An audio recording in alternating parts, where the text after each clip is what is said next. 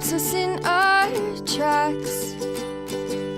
Bravely we prove in our striving, trudging together each day. Where there's a will, there's a way. The views and opinions expressed on Trudging Together are solely those of the host, co-host, and our guests. They do not necessarily reflect the views of any organization, fellowship, or other entity, and definitely not your boss, your neighbor, or that one guy in your home group. The content of this program is not intended to replace medical, psychological, or professional advice. If you're looking for that, please seek guidance from qualified professionals who spent way too many years in school. What you'll hear here is based on lived experience, recovery journeys, and the occasional bad coffee-fueled joke. Trudging Together is not affiliated with any 12-step fellowship. We are simply people sharing our stories and walking this path together, one day at a time. Thank you for joining us, and remember, recovery is serious business, but that doesn't mean we can't laugh along the way. Sober Saturday. Have you guys figured out I'm on the spectrum yet? Yeah, trust me, there's a spectrum for me, all right. I don't know if I am or not. I'm pretty sure I am. You know, I bet if I went and said, hey, I want a diagnosis to see if I'm autistic, they'd be like, oh, yeah, let's do it. Let's do it. Michelle says, oh, yeah, I could use this. Oh, help or thinking of others. Yeah, I hear you. I hear you. It's so much that you put it in WhatsApp too, huh? That's how much you needed this one today, huh, Michelle? Oh, I find that when I do these, I usually need to hear it myself too. All right, because this morning I got up and I was thinking of others, but it wasn't good. All right, let's talk about regret a little bit before we get started with everything else. Okay. It just seems like I scroll through and every other post either has to do about narcissism, estrangement, toxic, all these words, all these words. I'm going to tell you, none of these words really fit. Calling people toxic and and and calling them narcissistic is name calling. And that makes you the asshole, by the way. Just so you know. Oh, they're narcissistic. Do you know, are you a doctor? Right? Oh, they're toxic. Toxic compared to what? How are they toxic? What is toxic? What do you consider toxic? These are bad names, man. Watch it. Okay. Stop living with your regret. It is not required. Okay. Go do your damn 4-step. If you got trauma going on, go face it. Face these things. You got God in your life now. You got courage. You got people. You got all sorts of things. Pull up your big boy pants. Put on your big girl panties. Time to face our demons. Let's do it. And you don't have to do it alone. Come on. No, it's not going to be easy, but we've made it as easy as possible for you. Okay. Was it hard to go through it? Yes. Was it worth it? Fuck yeah, man. It was. Now I get to talk about this stuff and I don't get triggered and these other things I used to. Right? But you can't live with that fucking regret, my friends. Let them go. If you don't want them in your life, just let them go. You don't need to make an announcement about it. Okay? And if you are posting things like that and you are not giving a solution, you are the problem. Whose problem? Your problem. You are your own problem. No matter who you are, alcoholic or not, you are your problem. All right. Woo! Michelle says, I'm wondering why these words have become so prevalent. Because they're fun to say. Toxic. Oh, they're toxic. In 7 years, there'll be a different buzzword. It switches about every 10 years. Yeah. It goes with the generations. Depends on the generation. Yeah. A lot of things are okay. Name calling is when you tag somebody to a specific, what is a describing word? An adjective? Is that a describing word? I don't know. Yeah. Calling somebody an alcoholic who has not presented themselves as an alcoholic is name calling also. And this fits right into thinking of others. Mm, yeah. Okay. We'll get to it. But you know what time it is? You know what time it is. It is time for Dion's Daily Funnies. Today I have no idea what we're going to get. This is Reader Digest. I asked for funny regret jokes.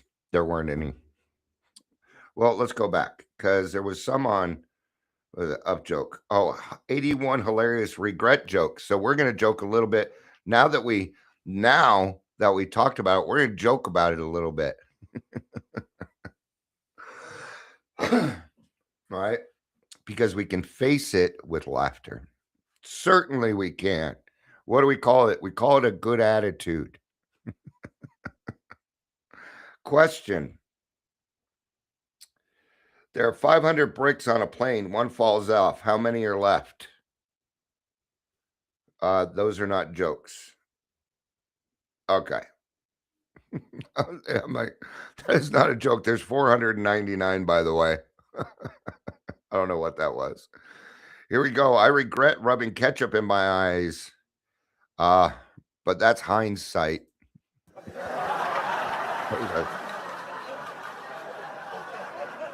Ketchup brands, that is. The companies that dropped Johnny Depp must really regret their decision. Yeah, they shouldn't have followed the herd.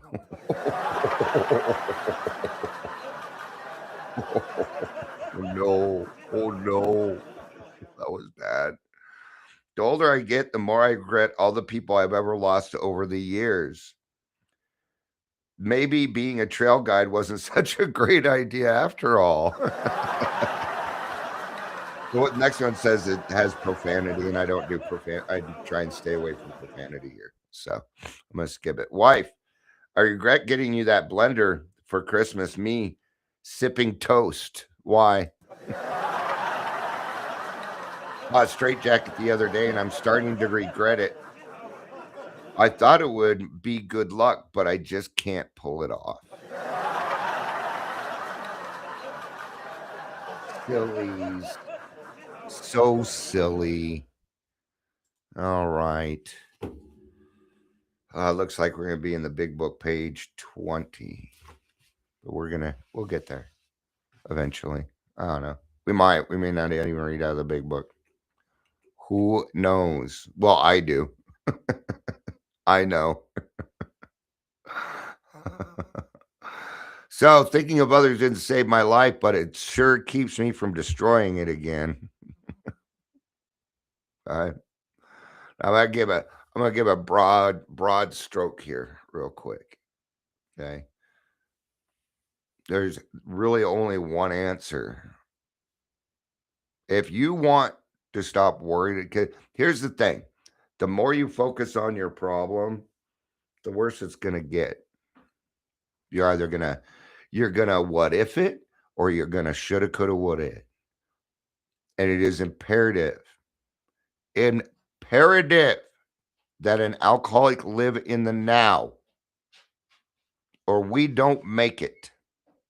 When I start what ifing, and sometimes I'll see videos that, let's say you woke up 14, if it's 1984 and you wake up again, what are you doing? I'm like, I don't even entertain these things. If you were given $1 billion, or if you had to, no, I don't even go into that. Because Dion's thinking is just too morbid. You know what I did? You know what I would do if I woke up and it was 1984 again? Because I would be 14. Probably the same fucking thing. Right? Because now I think I know better. I'd have this brain, right? Here we go. I would be a better criminal. right? It isn't going to change anything. Three, right? The one. Hey, if you could go back, tell your younger self 3 words. What would it be? This would be mine. Good luck, dude. That would be it.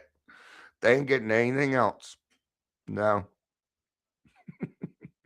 I'm not here to change God's world, right? Sure, it can be fun to think about things like that, entertainment. But for an alcoholic, living in the now is imperative, right? So, what is the answer? Help someone else out. Get out of self, get busy. Did you know helping somebody else out doesn't require them being around? Yeah. I just went through all my daughter's stuff and repacked it because, man, she doesn't know how to tape a box. And none of the boxes on the bottom were taped. They'll fall through it. So I went through every single one of the boxes. I retaped them, put them up there, did a nice snacky.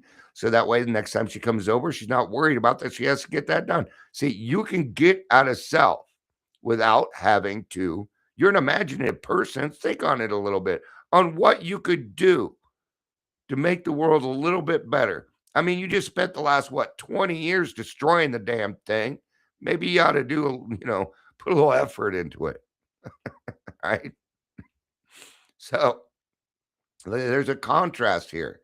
Okay, self-centered living versus recovery living. Now, yeah, I'm still self-centered. That that has not changed. I am still self-centered. It's just that I'm self-centered about different things. I'm very, very selfish about my sobriety. Can't touch this. Do, do, do, do. I'm extremely selfish about my higher power. That is my higher power. You can have it. You can't touch it. It's mine. Right? Right here. What's this? You know what this is? This is my 4-step. You know what this is? It's mine. Yes, I keep my 4-step around. I need it for guidance. I don't reread it like a book or so. But I need it so I can guide other people because I don't remember everything. And it's a good reminder for me of what I used to be, right? And no, I'm not worried about anybody reading it. Have you met me? Do you think you would you think you would fuck with my stuff? No, you wouldn't? Yeah, nobody here is either. All right. All right. So we have to be thinking of others. Now you could put yourself in this too. Okay. Is it going to hurt you? I mean, if it's gonna hurt you, I mean you are an other. Or you are an other. Don't forget that part. Good. So let's go ahead and get to the big book. Let's do that. Oh, forget my big book's not in there anymore. You guys can't see it, but I added some things in here. So yeah, I'll show you that. All right. Got my drum set all set up, and yeah, not quite there yet. I got to set up the mixer and stuff. So, but it's getting there. Honestly, mostly I put it up for the grandkids because I know when they come over, they're gonna be like, "Oh, can we play on the drums?" And my answer is gonna be, "Yep, you sure can." They're electronic drums. There's not much they can do to them. All right. So, thinking of others. So let's go ahead and just do the daily reflection first. See what we get out of it. Excuse me. I'm so sorry.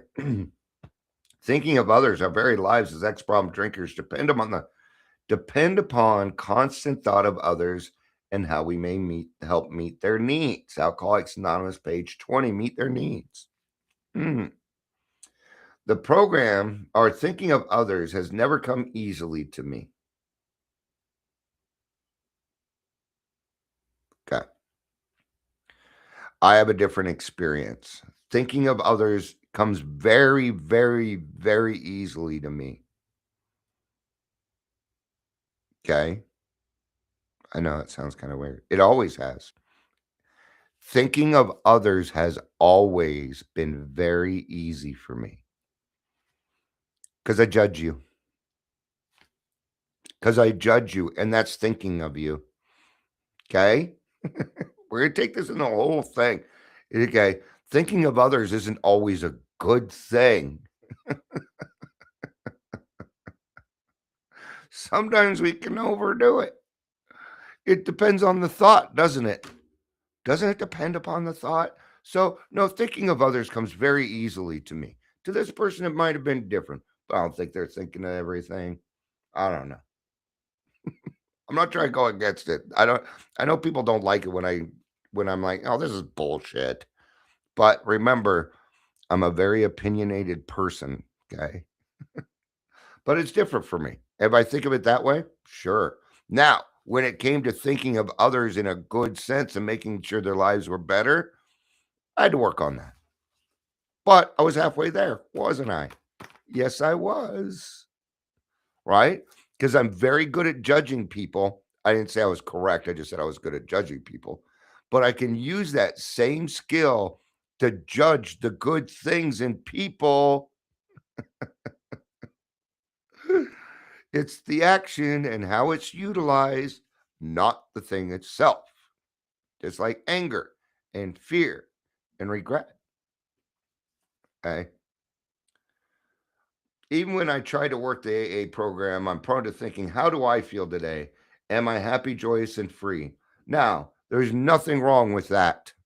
I have to do that in the morning. I have to check myself every morning.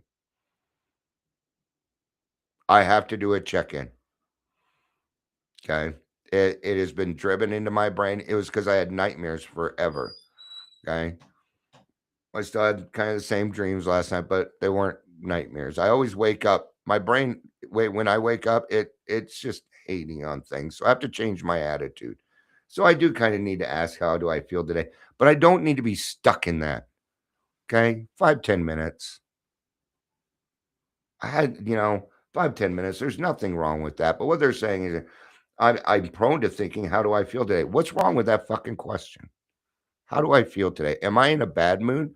Oh, yeah, I am in a bad mood. Maybe I should change my attitude. See, now I am thinking of others, aren't I? So, see, different experiences. Different experience. That's what we're going to call this. This isn't right or wrong. It can't be. Right? Because if that's working with this person, they're happy, joyous, and free. I ain't got fucking nothing to say to them. But for me, it works different. It's a little different. Michelle says, I hadn't looked at it like that. I have to answer that question every night, and I have been at times saying no. And that's okay too. Nothing wrong with an honest answer, right? Recognition is a big thing. So good job. Sometimes the answer is no. And that's okay too. The program tells me that my thoughts must reach. My program tells me my thoughts must reach out to those around me. Yes. Would that newcomer welcome someone to talk to? Oh my God. The answer is yes. That newcomer would like somebody to talk to. Okay. The answer is yes. Okay. I'm going to tell you why I acted that way. Because I got a little triggered. And I got over it in seconds. It didn't have to do with that. My mind went somewhere else. It didn't have to do with that. See? Fast, man. So quick this shit happens. Okay. Now that I'm back to where I'm supposed to be. See, I went through the process real quick in my head. You can do it too. You can do it. All right. That person looks a little unhappy today. Maybe I should cheer him up. It is only when I forget my Jesus. What is wrong with it? Is only when I forget my problems. Okay. There's nothing wrong with letting go of your problems, but forgetting them, I might as well go drink alcohol. No, don't run around forgetting your problem. Oh, there's nothing I can do about that ever. Maybe you can't do something about it today, but if you need to take care of it, take care of it, man. Okay, so I'm gonna rephrase this. It is only when I forget about my own selfish needs and reach out to contribute something to others that I begin to attain The serenity and God consciousness I seek. All right. Horrible. I'm sorry. I don't mean to be so I'm not trying to be negative. I'm not. Well, I'm not being negative. So, but I mean, telling us to fret. What I need to do is just forget your problems. Just just forget your problems and have a good attitude. That's not going to work. It's not going to work. I call that toxic positivity. Okay. A positive attitude does not solve problems.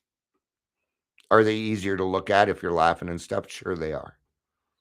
But not everything is going to have laughter in it. Some things are going to fucking hurt.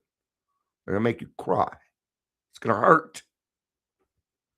And guess what? You know what crying is? It's you healing. It is you healing. It's okay to cry, man. I cry here often. Been a minute. All right. Don't say something that's going to make me cry now, though. Oh. So we're supposed to get to page 20 here so that we could talk about this. Oh, did I say toxic? Bad me.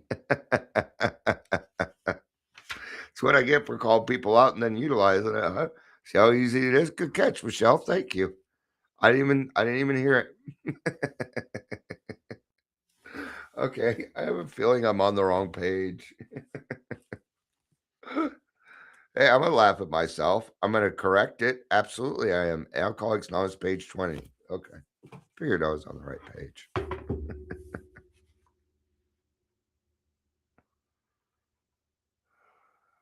All right, that's not what we're trying to get. Okay, so we're gonna go ahead and get on page 20 here, and you may already have asked yourselves why it is that all of us became so very ill from drinking. Doubtless you are curious to discover how and why, in the face of expert opinion, to the contrary, we have recovered from a hopeless condition of mind and body. If you are an alcoholic who really wants to get over it, you may be already asking, what do I have to do?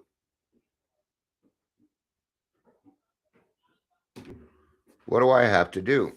It is the purpose of this book to answer such questions. Hi, Amber. Good to see you. You missed it, but I said toxic.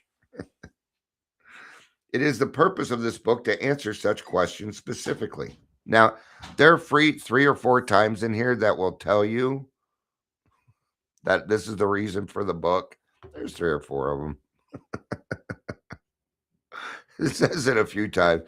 But the real main purpose of the book is for you to find a power by which you can live. That's the main purpose of the book, right? So,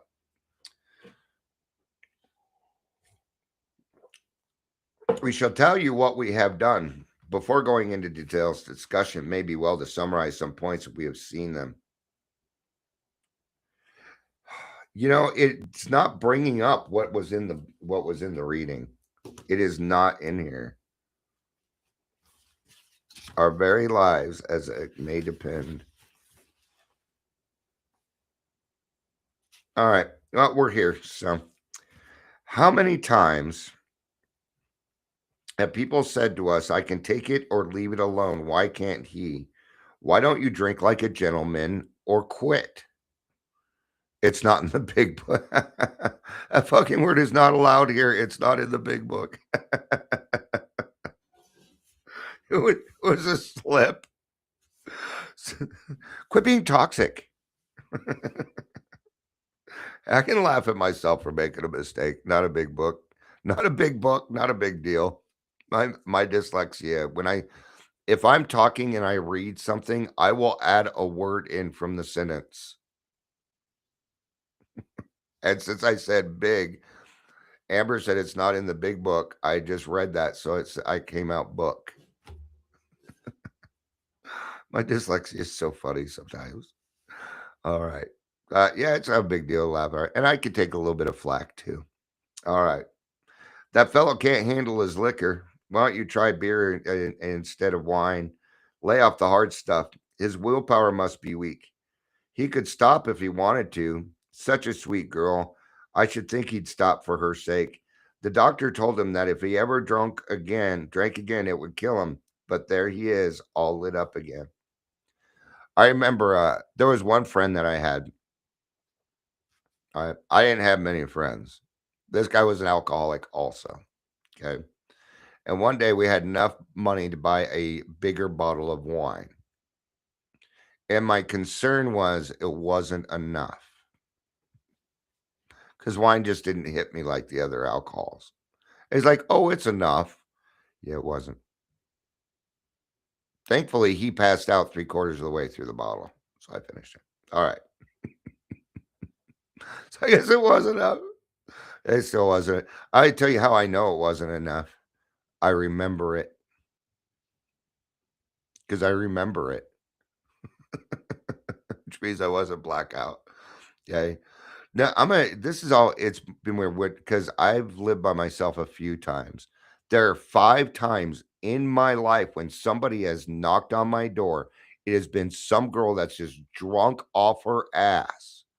And I was either able to manage to track down their boyfriend or a friend or something to come pick them up, or they just crashed on my couch till they were sober enough to leave. It's happened to me 5 times. It's the weirdest thing. And they're lucky they found me. Because even during that, no, I wouldn't do that. Anyway, now these are commonplace observations on drinking, which we hear all the time. Back of them is a world of ignorance and misunderstanding. We see that these expressions refer to people whose reactions are very different than ours. Okay. So what I'm going to do, if you can be patient with me a little bit,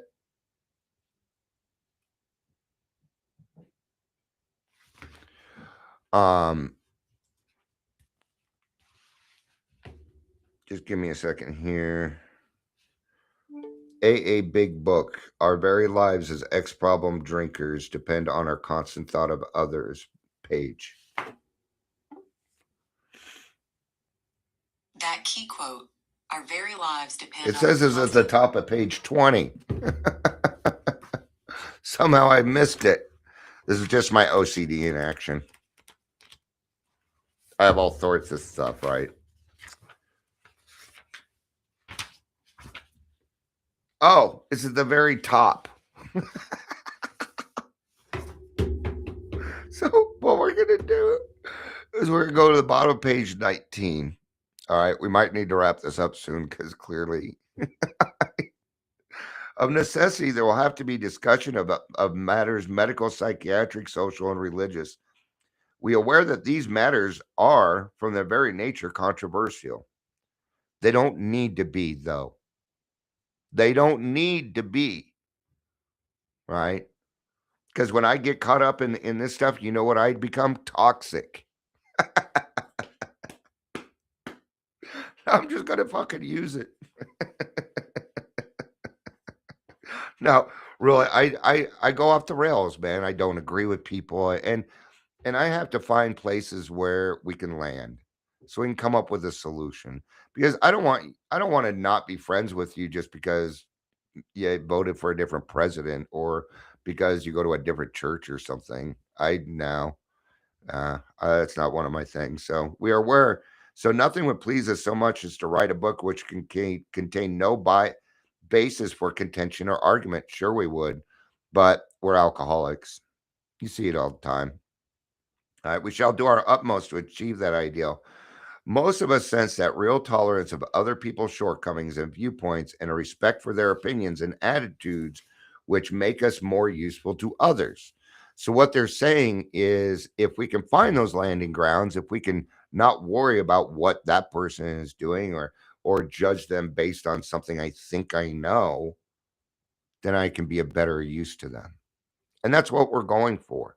We're here to be of maximum my job now is to be of maximum service to God and the world around me. And that is in step 10, which Big Book, your job now is to be of maximum service to God and the world around you page. Because we're going to go to the it. Big Book of Alcoholics Anonymous. 77. All right.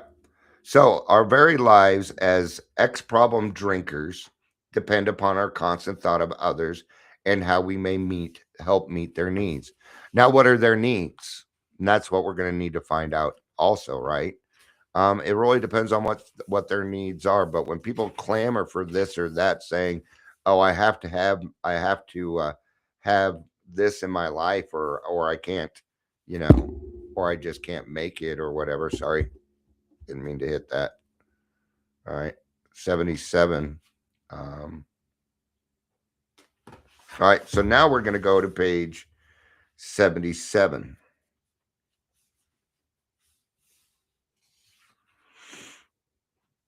All right.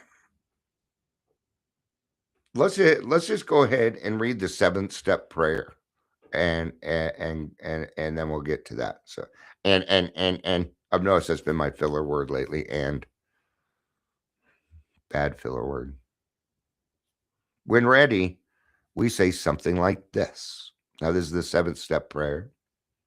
My Creator, I'm now willing that you should have all of me, good and bad.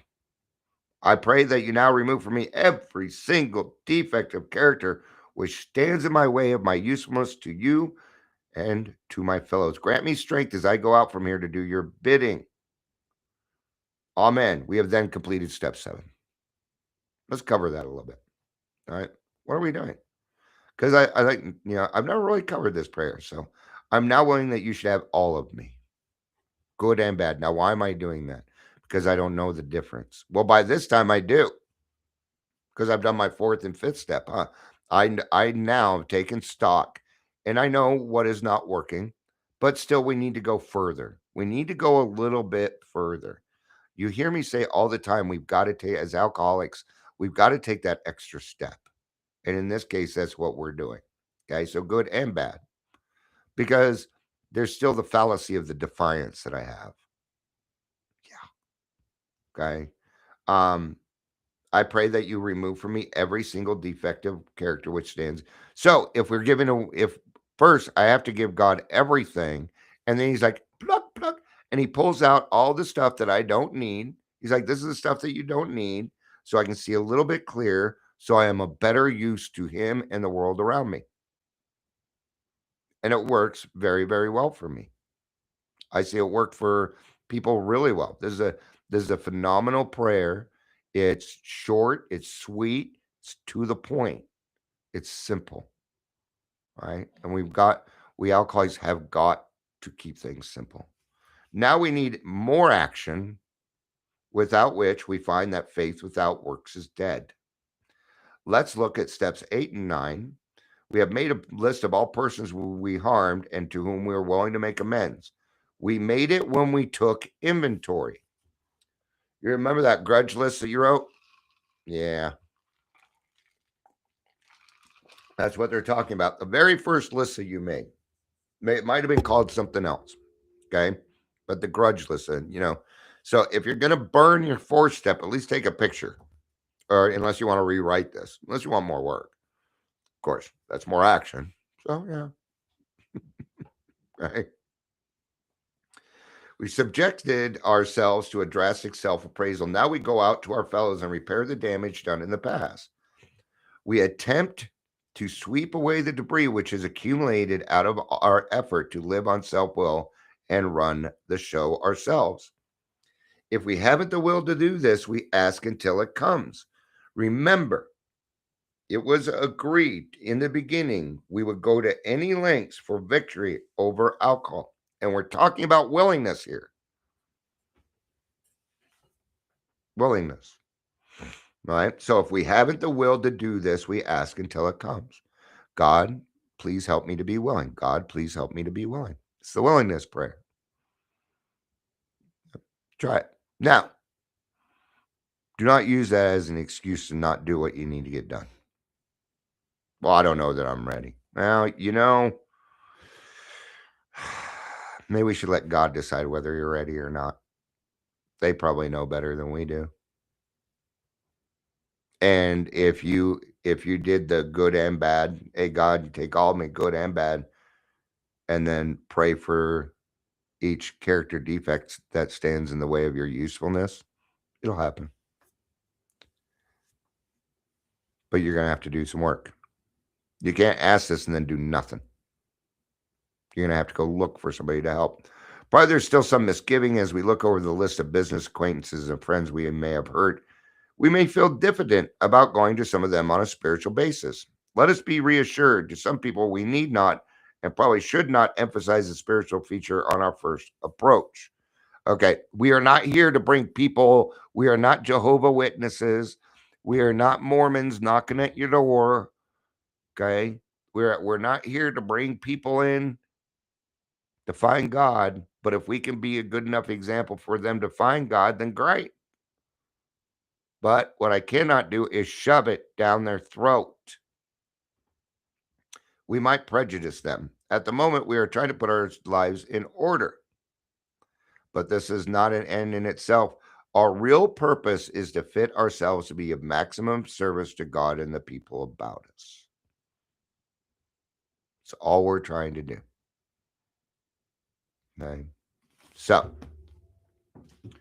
when it comes to thinking of others, this is what it comes down to. Okay, I'm going to do this. Our actions. How are my actions going to affect others? Okay. And when we think of others, the first thing that tends to go away is our mental obsession about our current problem. Now you got somebody that hurt you or something happened and you're kind of stuck in it. Well, nothing so much ensures immunity from drinking or a bad attitude as intensive work with other alcoholics. It works when other activities fail. So don't go to the other activities. Okay. It pulls us out of our head. It restores perspective. It connects us with purpose and it realigns us with God. Okay. It's kind of like when your car is like wobbly and going left and going right. You go ahead and get in alignment. Now it's not, then you look, I don't even have to hold the wheel. Jesus has my wheel. For you Primus fans. All right. So thinking of others is a spiritual, it's a spiritual principle. Okay. Now thinking of others is not people pleasing. That's not what that is. Okay. Thinking of others is just supplying needs. What's going on? You need somebody to talk to.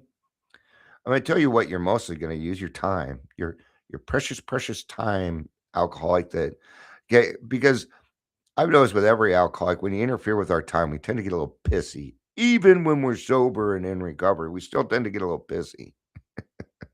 No, I don't. Shut up. Yeah, you do. It's just part of it. Right? Thinking of others comes from fullness, and people pleasing comes from emptiness. Okay. So when we're pleasing others, we're going to sit empty. But when we do things and help other people over, then what happens is you have all these extra dividends to be able to give away. Your cup will floweth over. It will. So, all right. This was an interesting one today, but I don't edit. So there we go. All right. Thanks everybody for being here. I appreciate it. I love you. You know I do. Peace out. And keep on trudging.